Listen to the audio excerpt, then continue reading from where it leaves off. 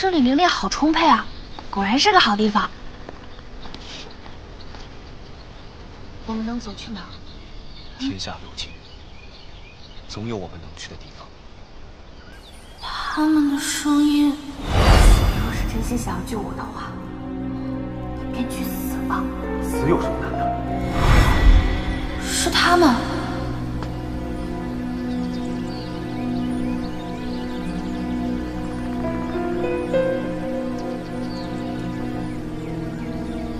你的魔尊知道你有这样的心思吗？如今你被仙门追杀，尚还有魔宫可以躲。可若连王月都容不下你，只怕你只能落得个神形俱灭的下场。你是在关心我吗？我是在让你不要再痴心妄想下去。我们永远都回不到过去了。我那3000同门都是因你而死。可我们还活着呀。活着又如何？我已经不是以前的龚可然，你也不再是我的师兄。如果当时我和他们一起死了，或许都好过现在，好过现在看到你人不人鬼不鬼的样子。你说我人不人鬼不鬼？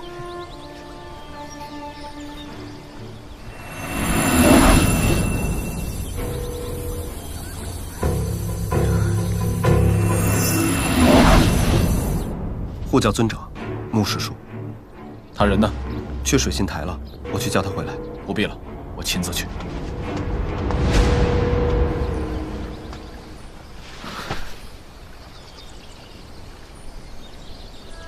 我知道，你终究还是舍不得我。可我爱的是为大义战死的楚不负，不是你。你死了，才能做回楚不负；不死，就永远只能是万劫。楚不负，楚不负是谁啊？我也可以做仙人吗？成为仙人前，要先学会修得仙骨。白衣哥哥，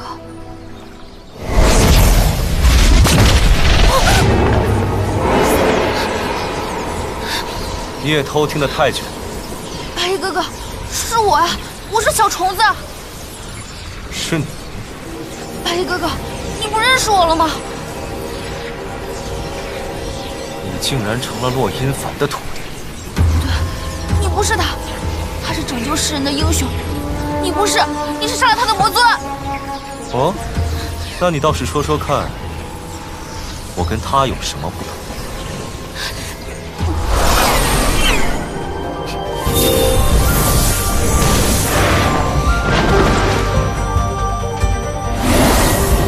师父，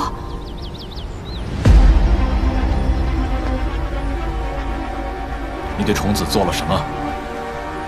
没有想到，南华尊者洛阴凡竟会为了自己的徒弟如此试探，难得。不过，你跟虫子能认识，都是因为我。你应该感谢我才是。你不配提他的名字。洛阴凡，不管你相不相信，无论如何，你再怎么护着他，他天生煞气，总有一天会去到他该去的地方。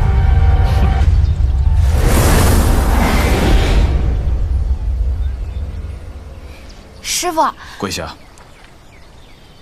哦，别让我说第二次。师父，跪下。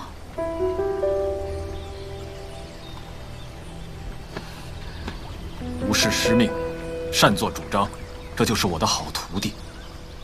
擅自下山是我的错，可我也是担心师父，不想让师父一个人。住口！别拿我当借口。尊者，是我没有看守好虫子，身为师兄，我没有尽到责任，错先在我，虫子次之。我管教我的徒弟，不需要紫竹峰脉的人插手。任性而为，连累他人犯错，罪加一等。此处地面潮湿，虫子还未修得仙骨，久跪怕是对身体不利。尊者不如先带他回去，有事以后再慢慢说。我也是担心师父，所以才来此。我自认为我没有错。好，那你就跪在这里，直到想明白为止。谁也不许陪他。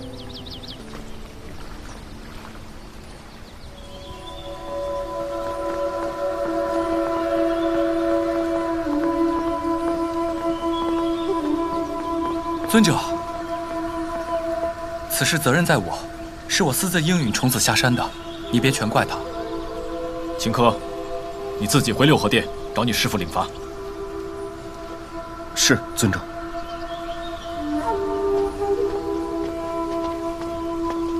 我把虫子禁在紫竹峰上这么多年，就是希望他不要被邪魔的力量所影响。就算让他下山，也是千叮万嘱。结果，你们让他做了什么？我为什么收虫子做徒弟的理由，你应该很清楚。木鱼明白。虫子容不得半分风险。可是虫子他在紫竹峰上思念师父的心情也不曾有假。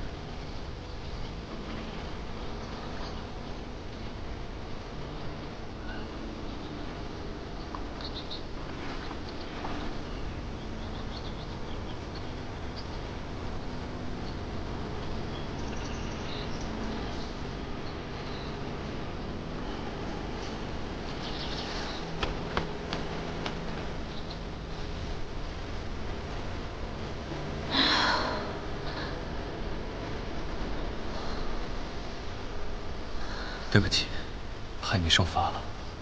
师叔千万别这么说。其实，就算知道被罚，我也不后悔下山。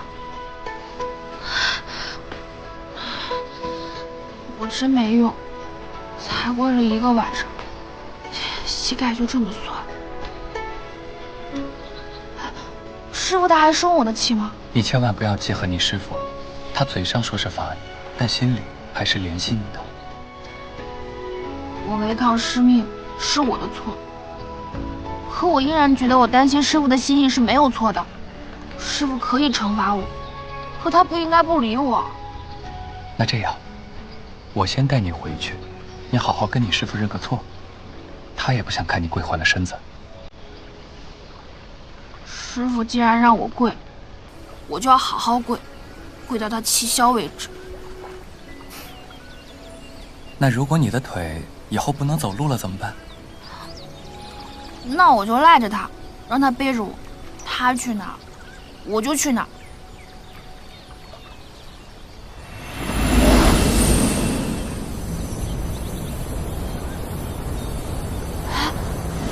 真的没那么疼了，多谢牧师叔。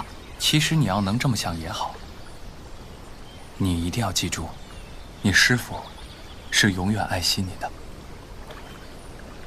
所以我才心甘情愿受罚，我就是要让师父知道，我是真心想见他的。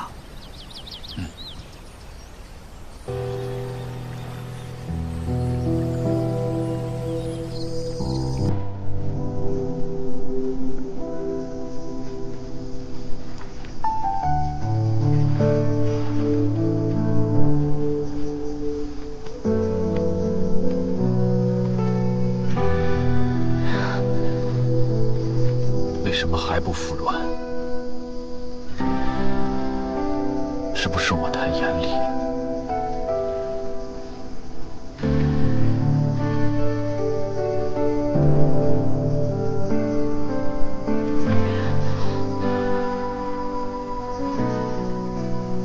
但比起生气，我心中更多的是害怕，怕你变得和万劫一样，害怕你离开。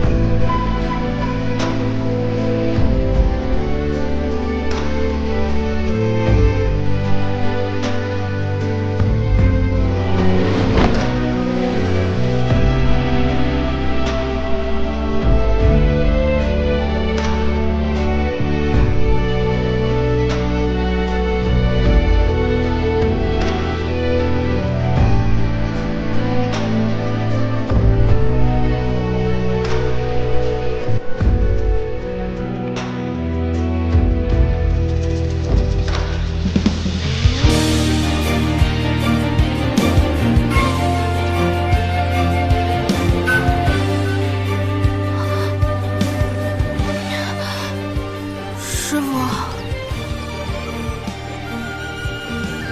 我们回去吧。师傅，我坚持住了。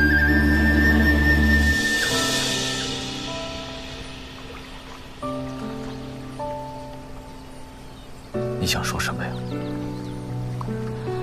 我错了，但我一点儿也不后悔。我实在是太想师傅了，就算知道师傅会生气，也想要见到你。而且，我这些天跪在这儿，从未曾有过怨恨师傅的心思，想的都是师傅对我的好，想我们在紫竹峰的日子。而且最重要的是，我知道师傅一定不会丢下我不管，一定会回来看我的。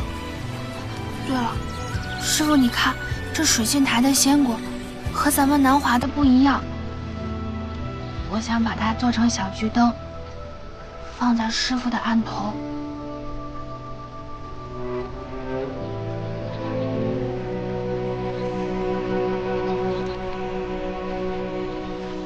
虫儿的心意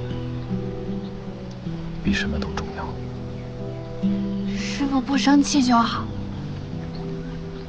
只是师傅，你以后不能不带我下山，你去哪儿我就去哪儿，你就想丢下我一个人拯救天下？真傻。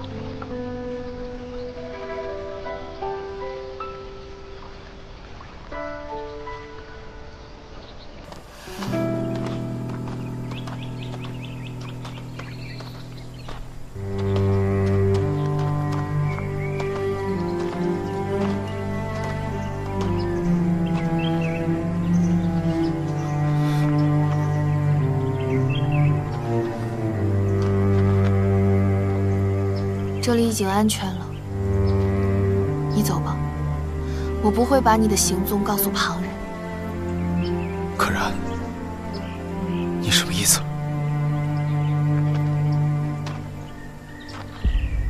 此处附近没有人烟，也很少有仙门的人会来这里。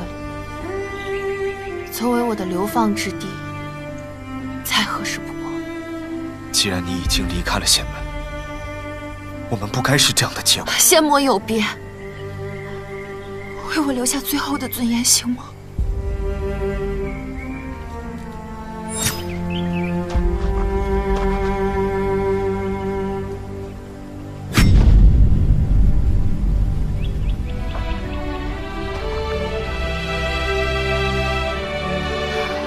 只要你一日为魔，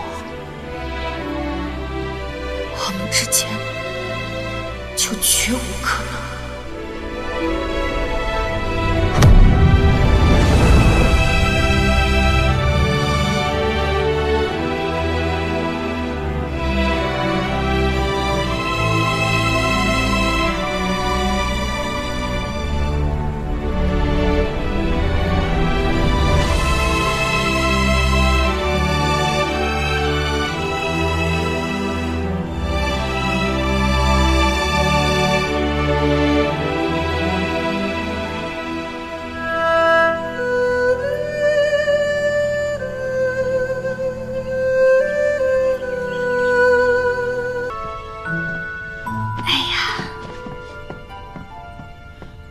虫子，你可醒了！我刚醒，饿死了都。也就你睡得这么香，你都不知道你师父带你回来之后发生了什么。该不会是秦科出什么事儿了吧？秦科还好，只是被关了禁闭。倒是穆师叔，穆师叔出什么事儿了？他因为违反教规，被督教罚了鞭笞之刑，暂停手做弟子之职。还要在祖师殿思过。这为什么要罚穆师叔啊？督教要打也应该打我才是，是我逼他们出去的，又不是他们。就算大家都知道此事因你而起，理应让你受罚。但你是崇华尊者的徒弟，督教再起也不便罚你。可他又得给其他弟子立为警示，所以只能责罚自己的徒弟了。那我去给他们求情。哎，这平时看着小脑袋瓜挺机灵的，遇到大事反而不灵了。这罚都罚的差不多了，你去干嘛？火上浇油啊？那我去找师傅给他们求情。你现在都自身难保了，我劝你还是消停会儿吧。哎，过好自己，千万别在这尊者们生气了。可是我也得想想办法吧。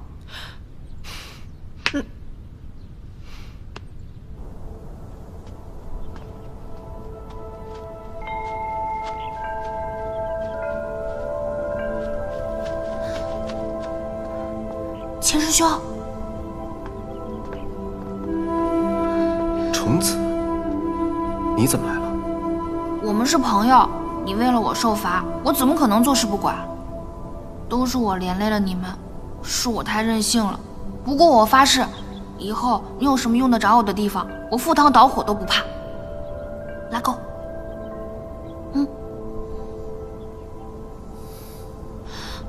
你不信我？你这次为我冒了这么大风险，以后你遇到困难不许不告诉我。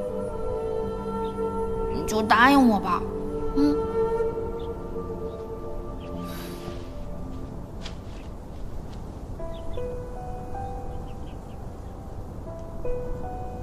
拉钩10000年，不许变。我还从未与人拉过钩。那这就算你第一次。对了，这糕点你记得吃，我过几天再来看你。哎，你去哪儿？我还要再去看一下穆师叔。穆师叔是被我们牵连的，这是雨落凝华霜，对活血化瘀极有用处，你带给他。督教那么狠心，下令什么药都不许给穆师叔，他这是要活活疼死穆师叔啊！谢谢师兄的药了，我绝对不会告诉任何人这个药是师兄给的。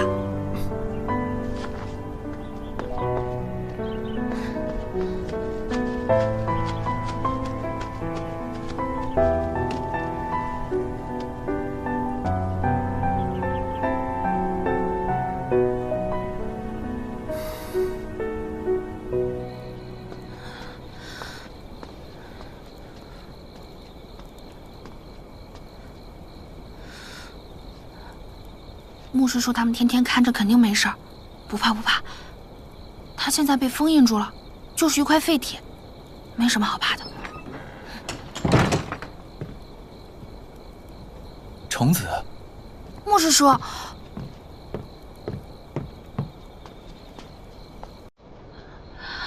穆师叔，对不起，我连累你了。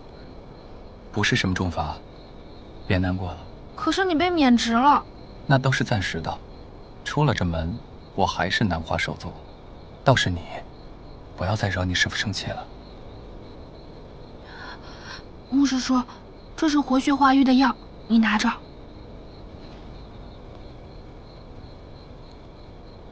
你怎么还学会偷药了？不是我偷的，反正这不是我偷的。你呀，还是要多照顾照顾你自己。又是偷偷跑出来的吧？穆师叔，你为什么对我这么好啊？我不可以对你好吗？我觉得我不配。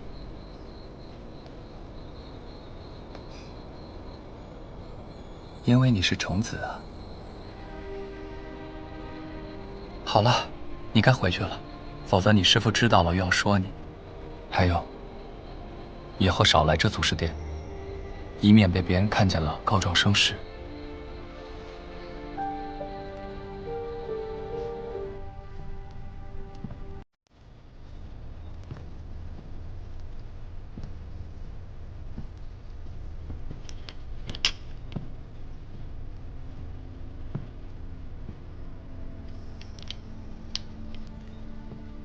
师傅，我回来了。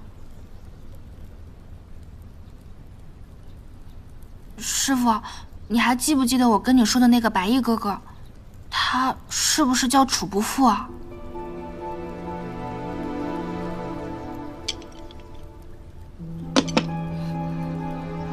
你从哪里听来这名字？我听宫仙子在万劫面前提起过这个名字。这和你有什么关系？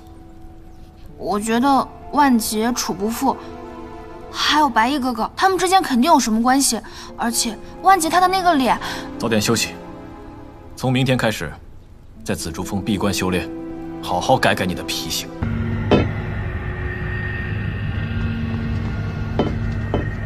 哟，万劫，可真是稀客呀！都说你抱得美人归了，怎么还绷着个脸呢？让开！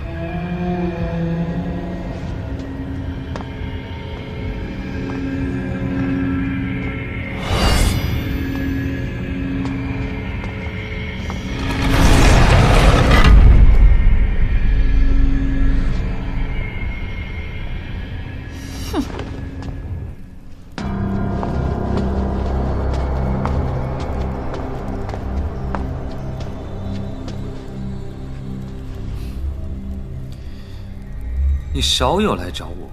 我要去除体内的魔丹，我知道你有办法。哼，这可不是件容易的事。当魔丹在打入你体内之时，便已幻化为气，与你的一缕缕魂丝缠绕交错，可以说已成为你元神中的一部分。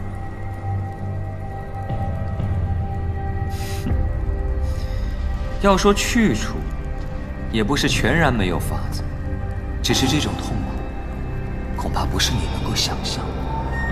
我已经由仙入魔都经历过了，早就已经万劫不复。还有什么痛苦是我承受不了的？可是去除之后，你的所有功力都会随魔丹一同消散，到时候，你将无法再习得任何法术。不属于仙魔，届时你又该何去何从？我不需要，我只想做回曾经的自己。你是永远都不会懂的。说吧，你想要什么样的条件？哼，罢了罢了，仙魔无界，来去随心。去除魔丹并非易事，我需要些时间准备。不过在这之前，我需要你去帮我做件事。说吧，帮我去抓个人。谁？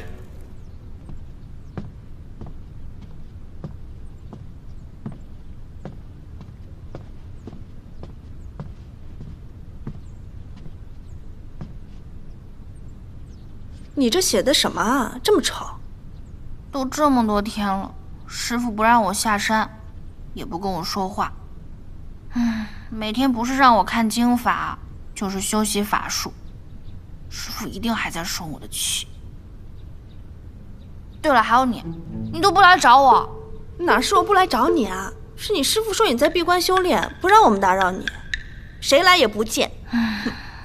师傅这是关我禁闭。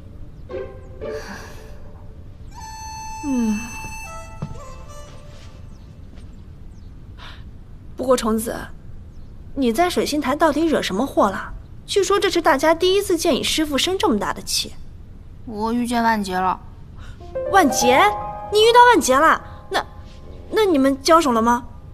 交手？我怎么可能打得过他呀？是我单方面挨打。唉，不过我觉得万劫很像我曾经认识的那个白衣哥哥。白衣哥哥？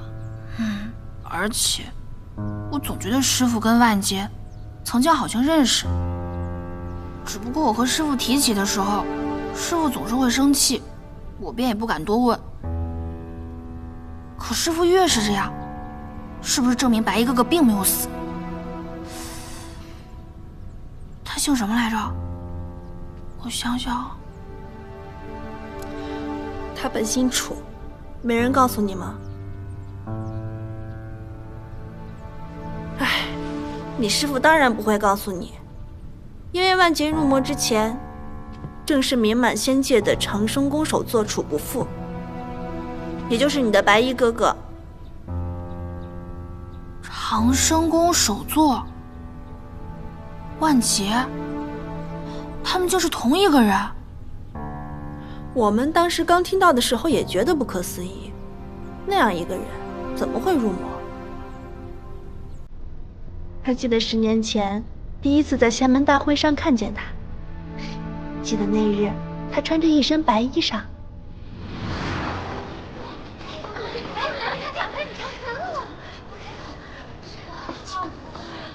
我太厌倦了，真是一表人才，我真的都要被他迷死了。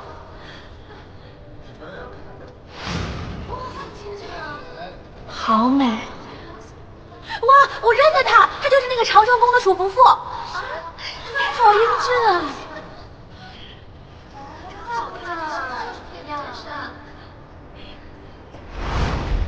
见过的人无一不倾倒于她的温柔，她的美，只可惜多年前一朝踏错。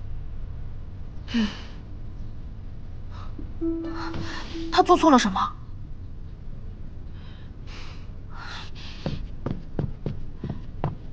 当年到底发生了什么？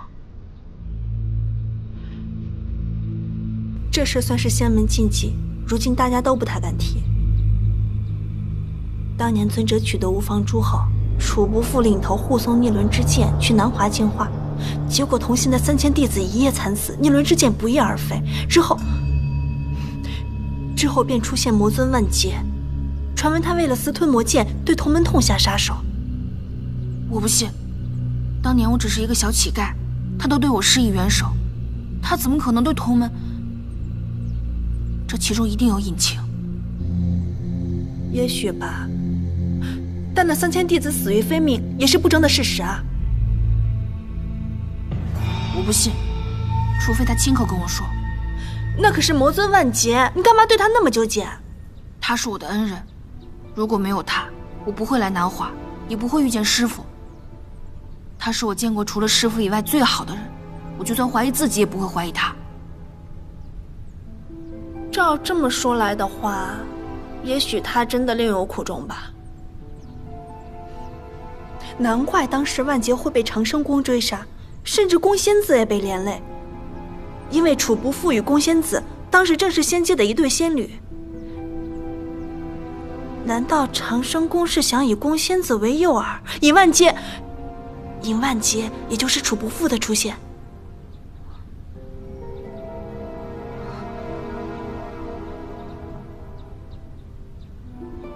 虫子，你怎么了？我没事儿，陈卓，我有点难受，想一个人待一会儿。好，那你照顾好自己啊，我过几日再来看你。别的你也别想了，这2天我再帮你打听打听，你可千万别自己想不通啊。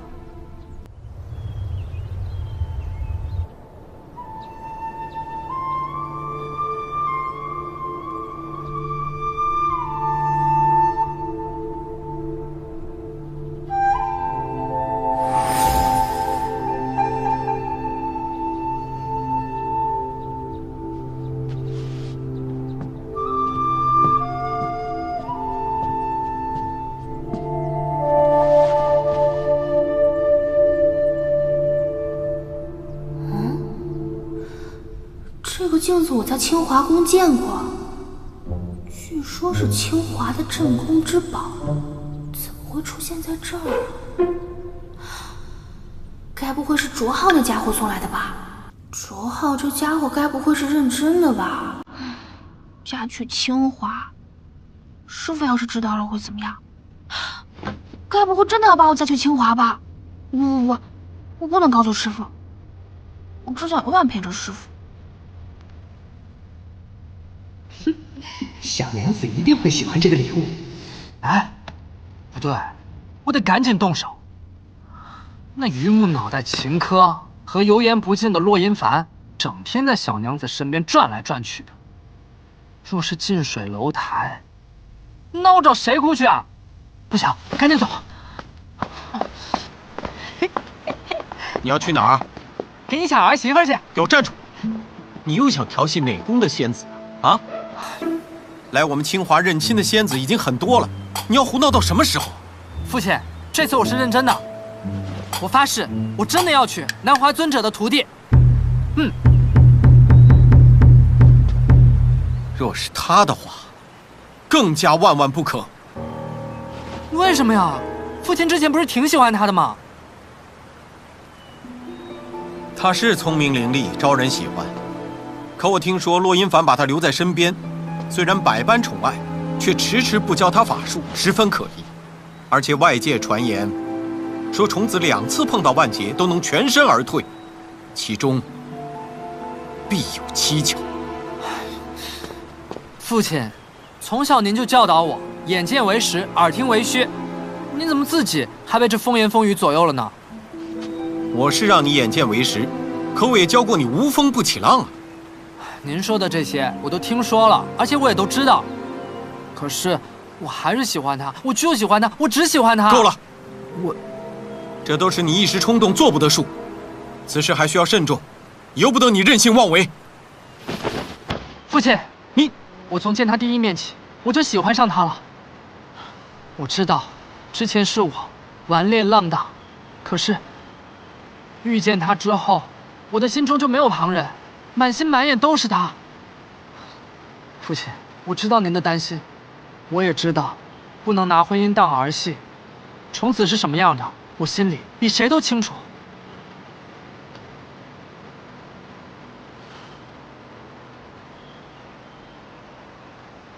你先起来吧。父亲不答应，我就不起来。父亲，我从小到大可没求过您什么，父亲，您就答应我吧。哎，父亲，您就答应我吧。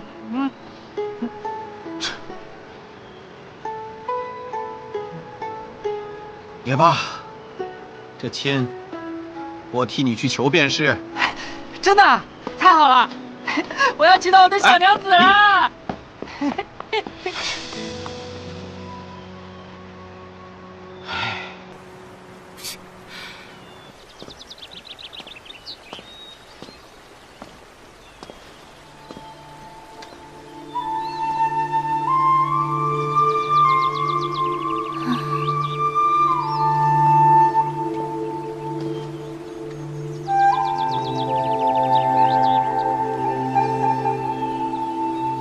师傅又没来找我，难道是因为我给他惹太多麻烦？他觉得我不听话。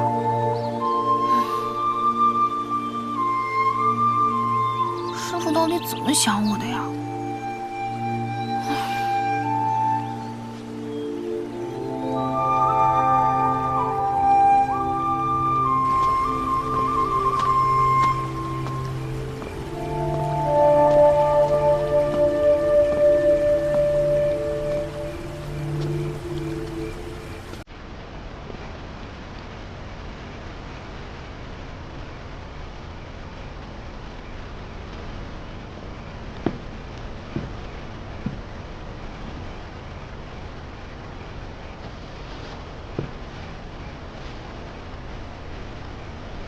平时再怎么和我顶嘴胡闹，现在看来，也不过是当初上山时的那个小女孩。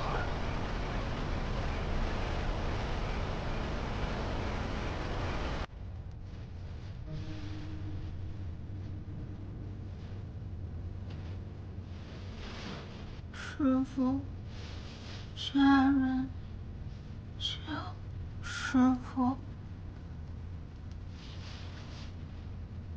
虫儿，你在说什么呢？我不要家人，我要永远陪着师父。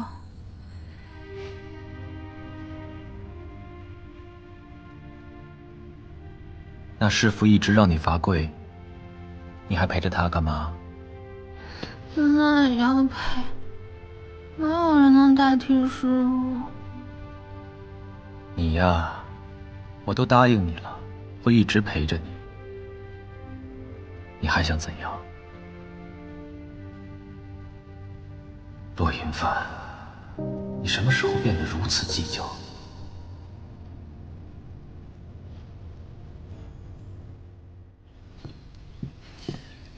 拜见尊长。何事？督教说有贵客到访，还请您前去一见。有说何人吗？是清华宫公主卓耀。说是有事相求。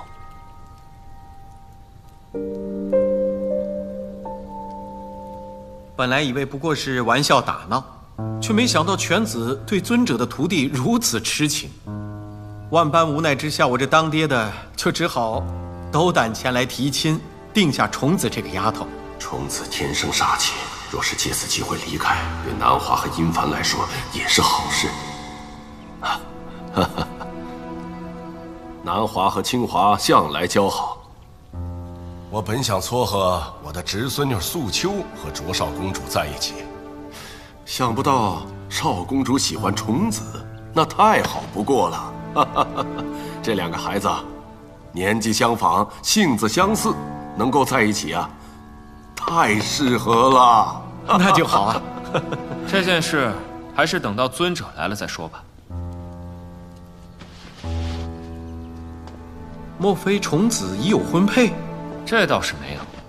既然没有，他们又两情相悦，岂不正好啊？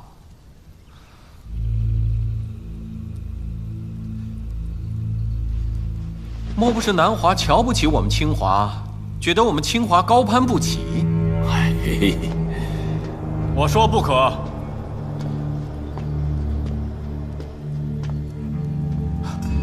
尊者，有何不可？虫子年纪尚轻，还不宜婚嫁。在人间这个年纪，已经可以成亲生子了。她还需潜心修行，度得仙骨。嫁到我们清华一样可以修行。她是我的徒弟，必须在我身边。尊者把自己的徒弟保护得如此寸步不离，莫非真像外界所言，虫子身上藏着什么不可告人的秘密？此言差矣。尊者的意思是，虫子年纪尚小，还有很多礼数不懂，怕嫁过去给你们清华增添麻烦。无端对南华弟子进行毫无依据的揣测。卓公主所为，怎么像乡野匹夫般下品？你，哼，好啊，看来我们清华对这门亲事是自作多情了。告辞。哎，卓公主，卓公主，卓公主，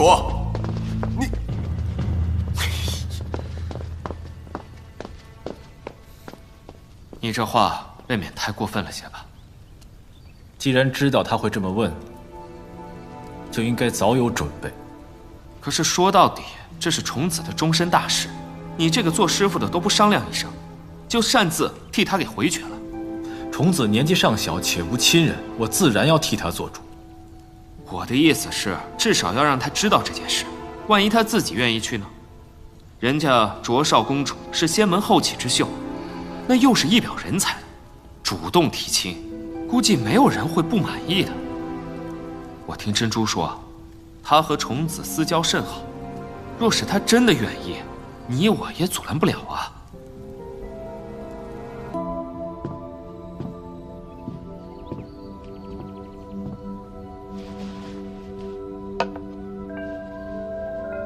先前随手为他准备的小礼物，他竟然如此珍藏。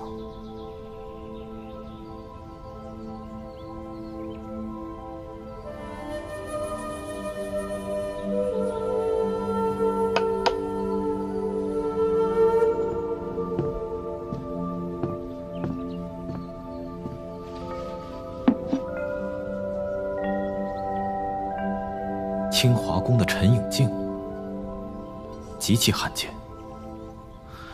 该是卓浩送来的。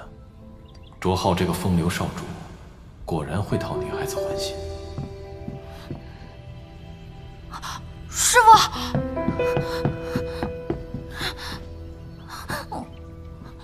傅，也是，整天跟我在这紫竹峰上待着，可能是寂寞了点儿。不是的，师傅，我跟卓浩不熟，这镜子我也是刚刚收到的。你长大了，有自己的想法是好事，我也不会管你去跟谁交朋友。只是如果你有什么想法，其实可以自己和我说。你看啊，你不是一直很想出去玩吗？如果你们真的是情投意合的话，我就答应你，你就离开紫竹峰，去看一看外面的世界。你仔细考虑考虑，想好了告诉我。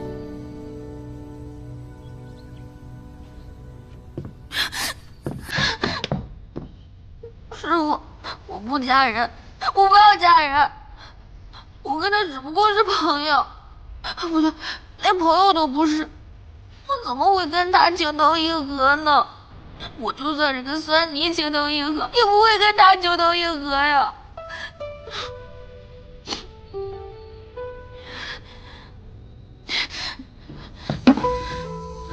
你这个破镜子，我要打烂你！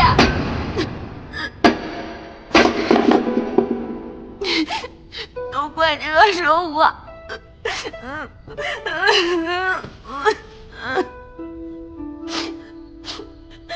师傅，你不要走好不好？你要是走了，上哪找我这么乖的徒弟呀？我能逗你开心，还能给你溜酸泥，我还能做药膳。师傅，你不为我考虑，为你自己考虑一下呀！师傅，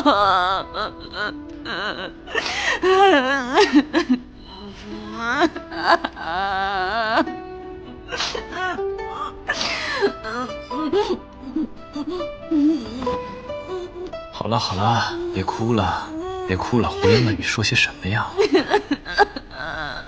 其实今日清华那边来提亲了，不过我已经替你回绝了。哦，至于那面镜子，扔了也就罢了。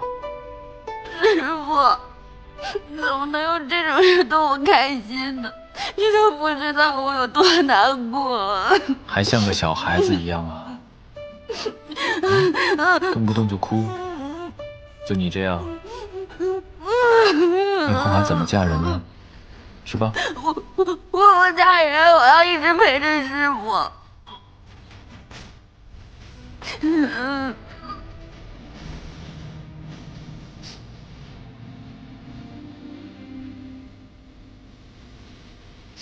你呀，就是个惹祸精，去到哪儿只能惹祸。我要是离开你了，也不知道谁能来替你收场，也只有我能管得了你。那师傅还是木头人呢，也就只有我能受得了师傅。哦，那怎么办啊？看来我们这两个怪人，只能在这紫竹峰上相依为命了。相依为命？真的吗？真是丢脸，简直把我们清华的脸都给丢尽了，真是丢脸。尊者当真一口回绝，不留余地。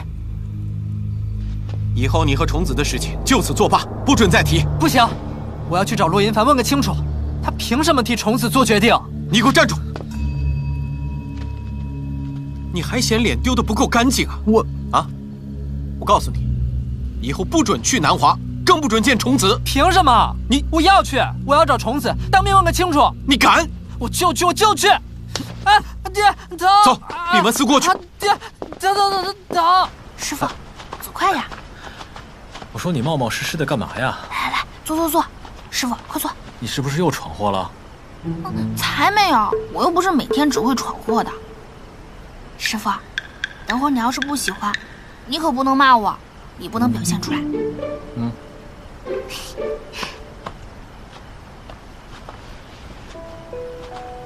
之前小锦被我送走以后，我看师傅每天都闷闷不乐，在这四海水边发呆，所以我就偷偷去人间抓，买了一条小鱼。不过这不是什么鲜鱼，只是人间普通的鱼，就像我一样。即便如此，也会用它剩下所有的时间陪伴着你，直到你不需要它，直到它死去。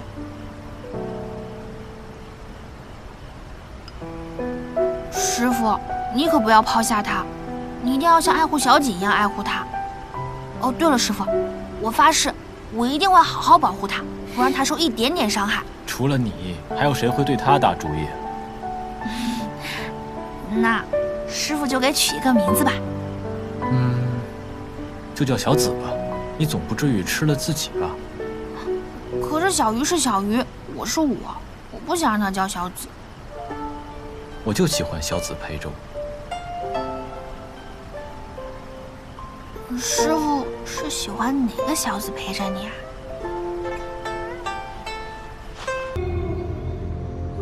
虫子和落阴凡的关系进展得很快，比我们计划的还要顺利几分。命定之人，命定之事，自然要顺利多了。他对万劫怎么样？看来他已经察觉到万劫就是主不服，引自己入仙门的人如今成了魔，想必也是很难释怀吧。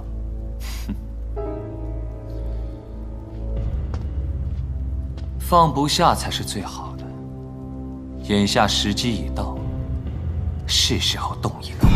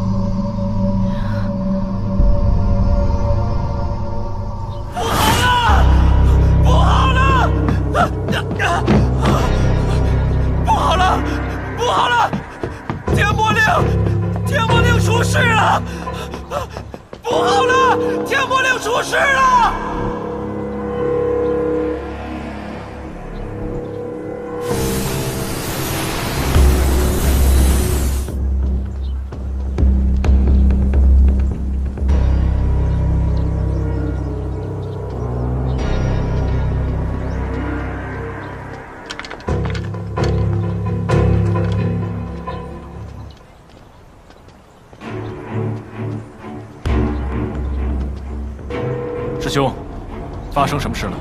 昨夜有人擅闯祖师殿。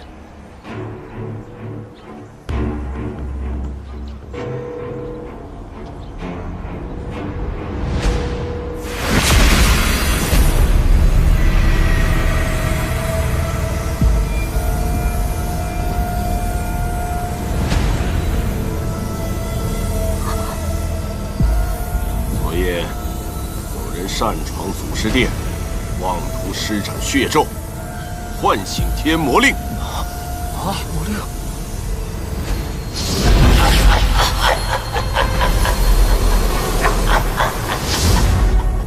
这不是真的，这是一场噩梦。天魔令一事事关重大，恐有魔族的奸细混入，必须彻查。是。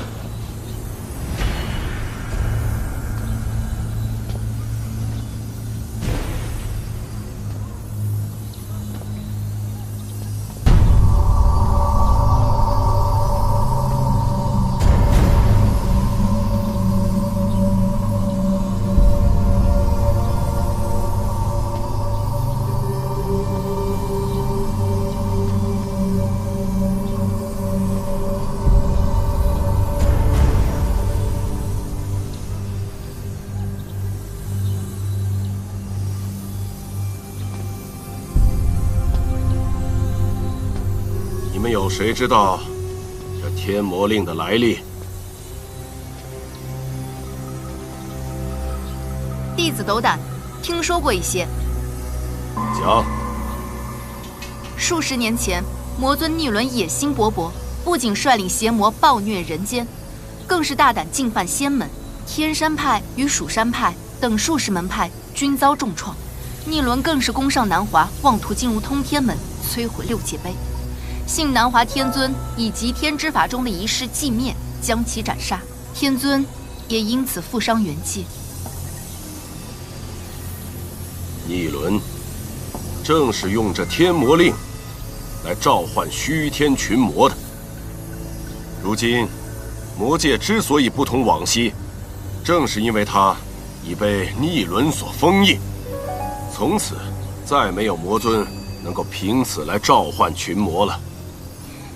弟子以为，最重要的原因不是因为天魔令被封，而是因为仙门中弟子不忘重任，谨记天尊教诲，上下齐心，守护苍生，所以魔族不再猖狂，天下方得安宁。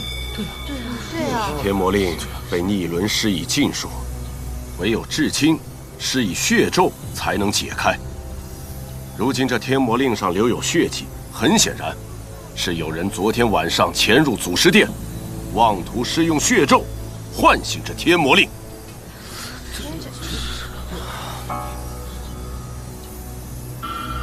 但此人并没有得逞。即使如此，深究无益。逆伦并无血亲，他失败也是自然的。只是此人既然试图唤醒天魔令，可见心术不正。若留此人在南华，以后必出大事啊！此人身为我南华弟子，却心存邪念，我南华绝留不得这种败类。倘若他自愿伏诛，我与天机尊者可网开一面；否则的话，必按教规严惩不贷。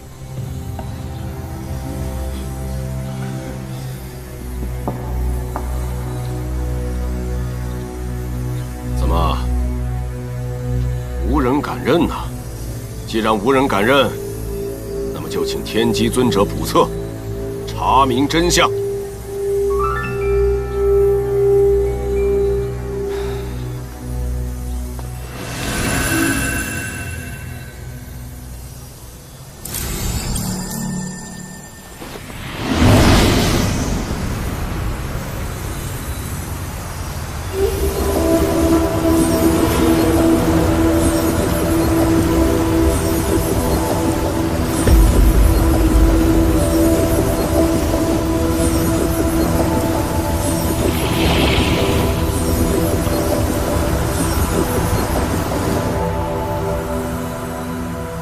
不是，这只是做梦，这不是真的。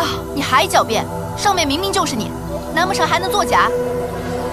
这还轮不到你说话。沐玉，你作为首座弟子，就是这样教导同门规矩的。你若教不好，我来替你管。妙元师妹也是为南华考虑，才会出言顶撞的。天机册已经重现昨日情景，施展血咒唤醒天魔令的，正是那虫子。你还要护他到什么时候？不是我昨晚哪儿都没去，就待在屋里。而且这天魔令，我一看到他就会做噩梦，我躲他都来不及，我怎么可能会去找他呢？照你这么说，那天机尊者冤枉你了。这真不是我，明明就是他自己朝我飞过来的。而且那个什么血咒，我根本就没有学过。来呀，将逆徒虫子给我拿下！谁敢动？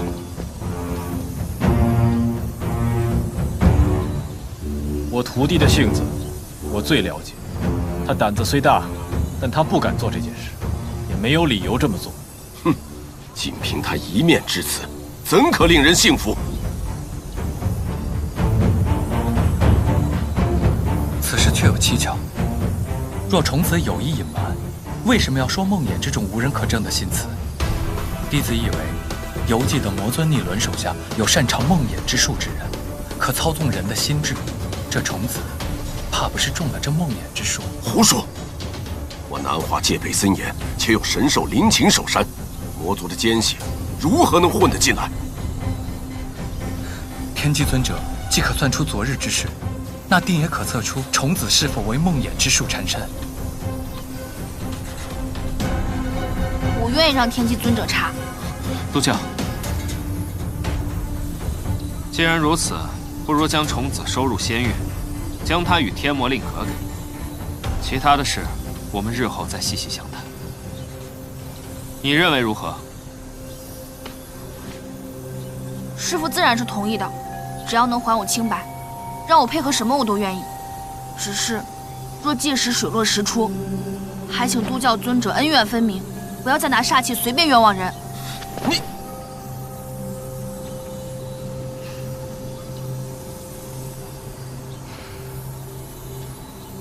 你真的愿意入仙域？比起清白，受点苦不算什么。况且我也相信师父一定会给我一个公道。真不愧是我洛阴凡的徒弟。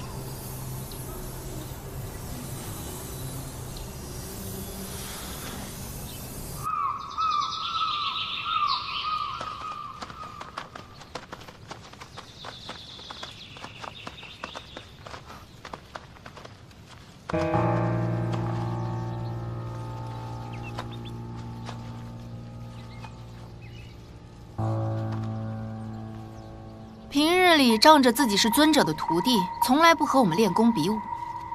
今日正好，你我的师傅都不在，快让我见识见识尊者到底教了你什么好法术。我不想和你动手，可是我想，你不是煞气了得吗？别藏着掖着了，快让我们见识见识。或者你叫我一声大师姐，说你不配做尊者的徒弟，我便放了你。可惜的很，我偏是我师父唯一的徒弟。洛阴凡的徒弟从来不会争强好胜，更不会伤害他人。倒是你，怎配做南华的大师姐？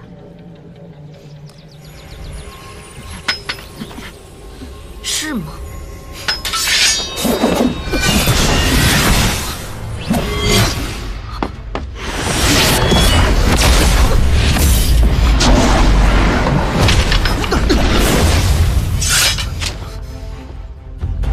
你们竟敢以多欺少，还对同门滥用私刑！卓少公主，你可能误会了，我们只是在替南华惩戒他。惩戒？你有什么资格惩戒虫子？卓少公主，你可能还不知道吧？虫子妄图偷取天魔令，督教命我们将他遣去仙域，路上不得耽误。不用理他们，小娘子，我带你走。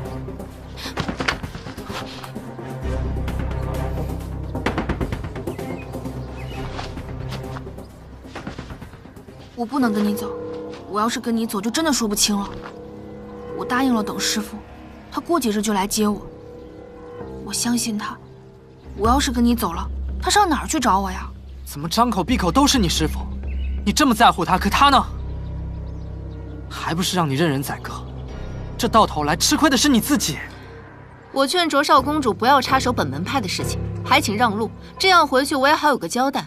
若你非要阻止，休怪我们得罪。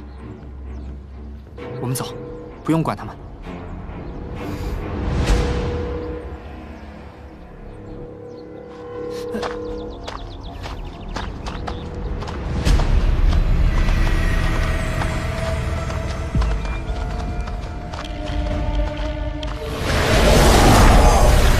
他要跟我走。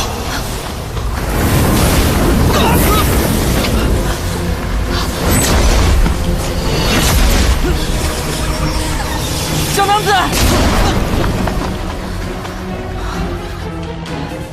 都怪你！要不是你多管闲事，虫子根本不会被万劫带走。我得赶紧回去禀告尊者。